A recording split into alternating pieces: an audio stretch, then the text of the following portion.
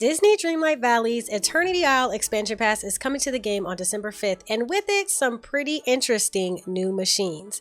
I'm not sure if you noticed, but so far I've counted 2 new machines that might make life much easier in the game. Hi friends! Welcome to today's video where we're going to obsess over these new ancient machines coming to the game. I decided to roleplay as Kita from Lost Empire because it seems fitting. But before we get started, hi, my name is Katrina and welcome to my cozy gaming channel. I live stream cozy games like DDV, Fae Farm, Animal Crossing, and more.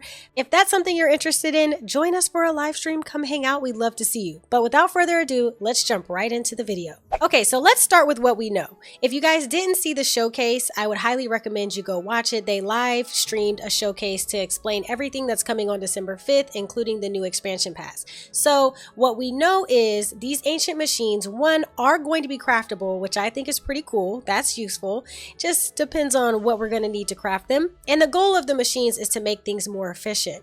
Now, most importantly, it is good to note that they will be available in the original village of Disney Dreamlight Valley. So I'm not exactly sure though if this means if you don't purchase the expansion pass, will you still have the ability to craft these machines, or do you need the expansion pass to craft them, but they just are allowed to be made in your original valley and not only in Eternity Isle? I'm not sure.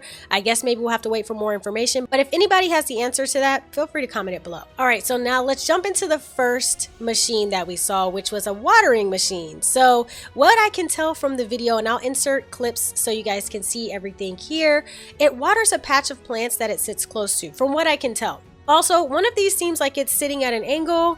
Very curious about that.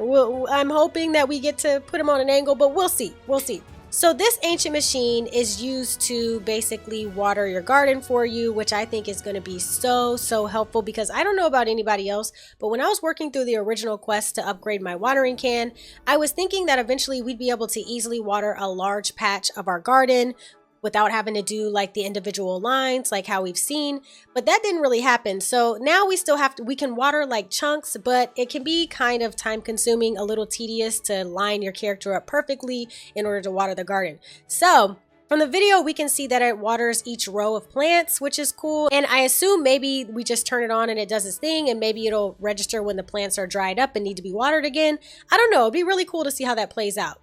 Now, I have a couple of questions about this one. Again, this is all speculation because we don't know a whole lot about the machines just yet, but let me know what you guys are thinking in the comments below as well. My first question is, will it require resources? In the next tool that we're going to go over that we saw in the live stream, it does seem like there's some type of resource required. We'll get into that really soon in the video, but I'm just wondering, is it going to require resources to power up? They have like a glow about them. It just seems almost like they're tools that you power on with something, but maybe not all of them will require resources. I guess we'll have to see. And then also, how big of a patch of plants will it water? So when we're crafting, will it tell us exactly how many plants it's going to water? Are we going to have to craft multiple for different parts of the garden, especially if you have a really big garden? Very curious about this. My mind, I'm thinking that we're probably going to have to craft multiple and they water a certain amount of crops that we have planted, but I guess we'll see. What do you guys think? Also, I don't know if you guys saw this in the live stream as well, but there were 2 versions of the watering machine, the garden machine. I don't know what we're going to call it, but there were 2 versions. There was one which was shorter and another that was taller. And I'll put those pictures up on the screen so you can see them maybe side by side. But I'm just curious to know if one is going to water like a smaller patch of farm versus the taller one maybe waters a larger patch of farm. I don't know. Or is it just that the design is still in development and they're not exactly sure how it's going to look? I don't know. That was interesting to see too. So we'll learn more about that, I'm sure, as time goes on. All in all, the watering machine is one that I'm really excited about because I think it's going to make gardening so much easier and less time consuming, which makes everything more efficient, just like they said. I think this will be super helpful for me. Now let's talk about the cooking machine. So we are all familiar with cooking in DDV, and I have to say bulk cooking is a feature that we have been begging DDV for forever. And it looks like we may be getting that option on December 5th. However, they left us with more questions and answers with this one. So I put the picture on the screen so we can look at it together, but this new cooking machine is called an auto cooker, I'm assuming. All of this could probably change, but we're just gonna call it the auto cooker for now. It's level 3, so maybe it's a tool that can be slowly improved over time. Interesting. Very interesting about that. Also, it looks like it requires some resources in order to cook. So you can see that we have coal and it says we can add up to 5 pieces of coal, and then you add your ingredients like normal. So once you've added all of those things, you can then choose how much to cook, I'm guessing. Now you can see that there's a gem that looks a lot like a diamond here. This was something everybody was trying to figure out. What is it? Is it a diamond? Is it something else? I'm thinking that it's not a diamond. It could be, but I'm thinking that it's actually going to be one of those gems that we are seeing in the trailer for Eternity Isle, maybe.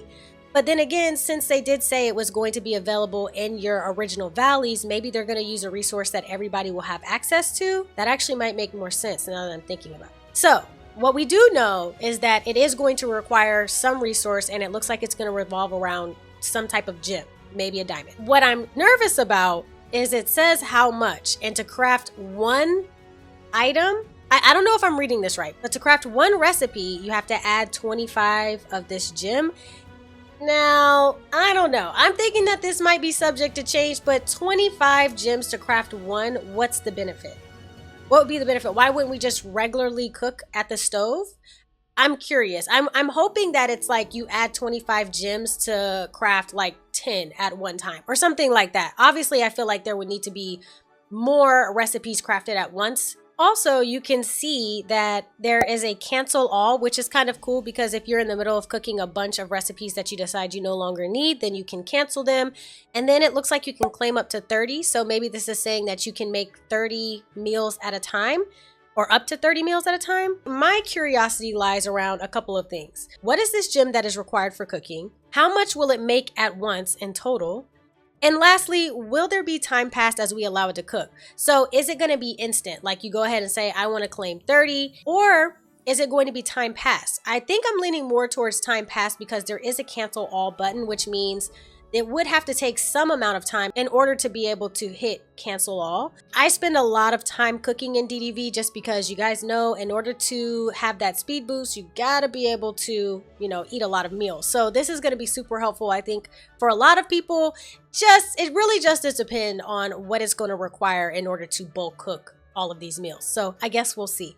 So what do you guys think about these ancient machines that are coming to Disney Dreamlight Valley? So I have to say, these tools do seem like they're inspired by Atlantis, or, they are called ancient machines after all, but they are staying on theme with that. So I wonder how it's all connected.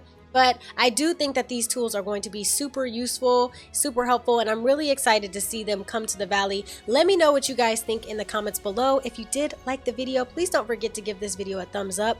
I appreciate all the love and support. Thank you so much for watching, and until next time, I will catch you all in the next one. Peace!